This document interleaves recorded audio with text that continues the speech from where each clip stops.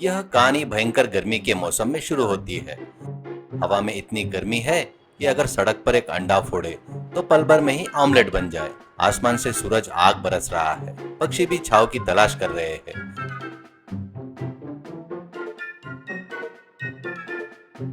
ऐसे भयंकर समय में हमारे नायक राम प्रसाद के दिमाग में एक अजीबोगरीब विचार आया। राम प्रसाद का गांव के बीचों बीच एक बड़ा होटल था, लेकिन वहाँ एक अजीब समस्या है। लोग खाने से ज्यादा वहाँ की ठंडी एसी की हवा खाने आते। वे सिर्फ एक चाय का ऑर्डर देते और घंटों कुर्सियों से चिपके रहते, गपशप करते हुए समय बिताते। इस वजह से नए आने वाले ग्राहकों को बैठने के लिए जगह नहीं मिलती। होटल लोगों से भरा होने के बावजूद भी राम प्रसाद को एक पैसे का भी मुनाफा नहीं हो रहा था। घंटे बीत जाने पर भी ग्राहक के न हिलने के कारण राम प्रसाद का धैर्य टूट गया। उसने अपने सहायक पप्पू को बुलाया और अपनी भड़ास निकाली। देख पप्पू, ये लोग हमारे होटल को अपनी नानी का घर समझ रहे हैं। बस एसी की हवा लगनी चाहिए, यही सो जाने वाले लग रहे हैं। इस एसी के बिल को देखकर मेरा दिल तो रुकने वाला है। इन्हें जल्दी भगाने का एक तरीका मैंने सोचा है। हम अपने होटल को स्विमिंग पूल रेस्टोरेंट में बदल देंगे। पप्पू अपना सिर खुजाते हुए अजीबोगरीब ढंग से पूछने लगा। मतलब सेठ जी, सारे ग्राहक गीले कपड़ों में डोसे खाएंगे क्या? पानी में अगर सांभर गिर गया तो मछलियाँ कहाँ तैरेंगी? राम प्रसाद ने गर्व से हंसते हुए अपना प्लान समझाया। हाँ पप्पू, घुटनों तक पानी रहेगा, उसी में टेबल लगे होंगे। लेकिन असली ट्विस्ट ये है कि मैंने अमेज़न के जंगल से खास पिराना मछलियाँ मंगवाई है। अगर कोई व्यक्ति 30 मिनट से ज्यादा बैठा रहेगा तो मछलियाँ जागकर उसके पिछले हिस्से पर जोर से काटेगी। चोट लगते ही ग्राहक पानी से उछलेगा, बिल भरेगा और भाग खड़ा होगा। पप्पू ने अपनी आंखें फाड़कर डरते हुए पूछा। पर मछलियों को कैसे पता चलेगा सेठ जी कि ग्राहक कौन है और हम कौन है? अगर गलती से उन्होंने मुझे काट लिया तो मेरी क्या हालत होगी? मुझे शादी भी तो करनी है। राम प्रसाद ने एक छोटी सी शीशी निकाली, दिखाते हुए कहा, इस शीशे में जो है वो मछली के बिस्किट की महक वाला एक खास लिक्विड है। ग्राहक के बैठने के 30 मिनट बाद उनकी सीट के नीचे से ये महक आने के लिए मैंने एक मशीन लगाई है। मछलियाँ उस महक का पीछा करते हुए वहाँ जाएगी, अपने नुकीले दांतों से उनका स्वागत करेगी। हमें कुछ नहीं होगा।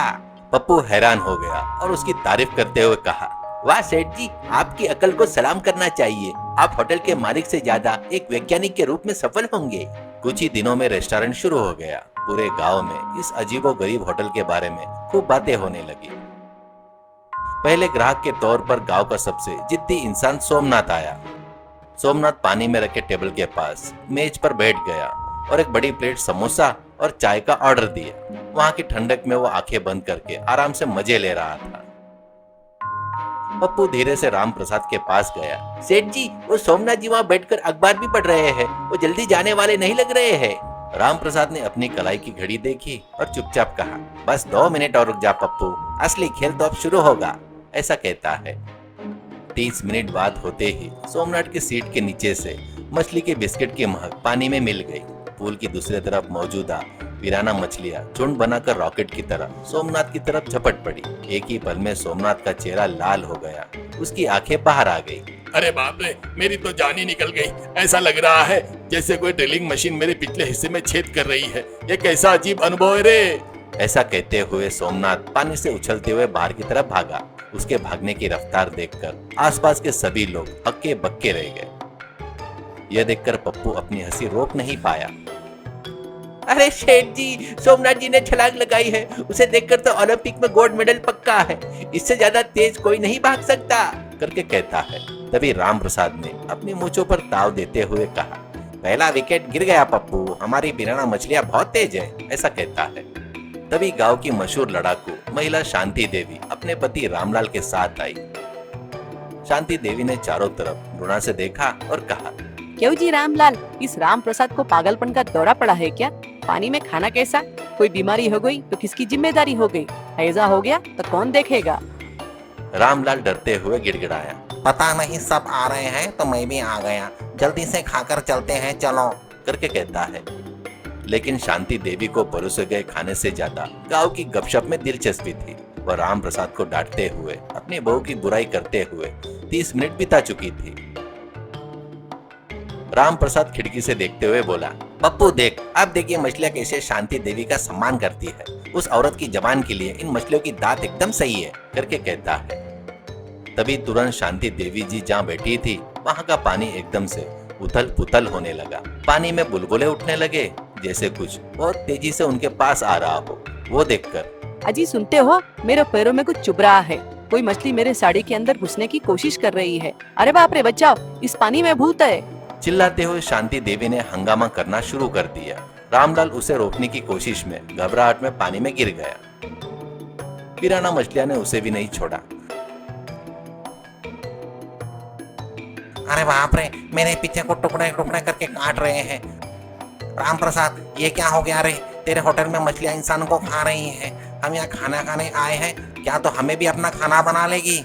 ऐसे चिल्लाते हुए रामलाल पानी में तैरते हुए बाहर आया। पप्पू बाहर आया। अरे शांति देवी जी, वो तो हमारे रेस्टोरेंट का स्पेशल मसाज है, क्या आपको पसंद नहीं आया? वैसे भी गर्मियाँ है ना, इसलिए मछलियाँ थोड़ा गर्म जगह देखकर छिप रही है। ऐसा मजाकिया अंदाज में कहता है तो शांति देवी अपनी चप्पलें तक लिए बिना अपनी पति को घसीटते हुए वहाँ से गायब हो गई। उसके बाद एक नए ग्राहक के रूप में मशहूर तेज पत्रकार खन्ना जी आए।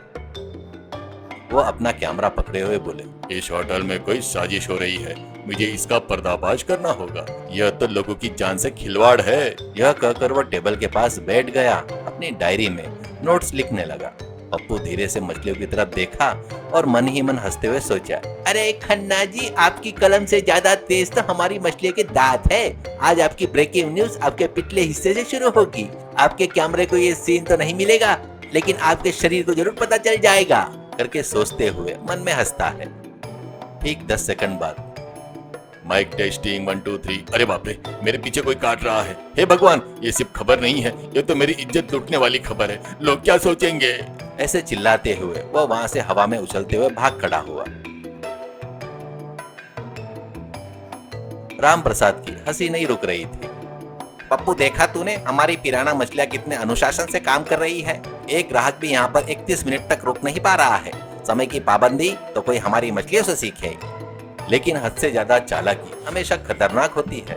पप्पू की एक बुरी आदत थी, वह हमेशा अपनी जेब में कुछ न कुछ स्नैक्स रखकर खाता रहता था। चोरी छिपे खाने में उसका कोई मुकाबला नहीं कर पाता था। जैसे ही राम प्रसाद अंदर गया, पप्पू ने उस मछली के बिस्किट वाली शीशी को पानी में मिला दिया और गलती से उस लिक्विड को अपनी पैंट पर गिरा लिया।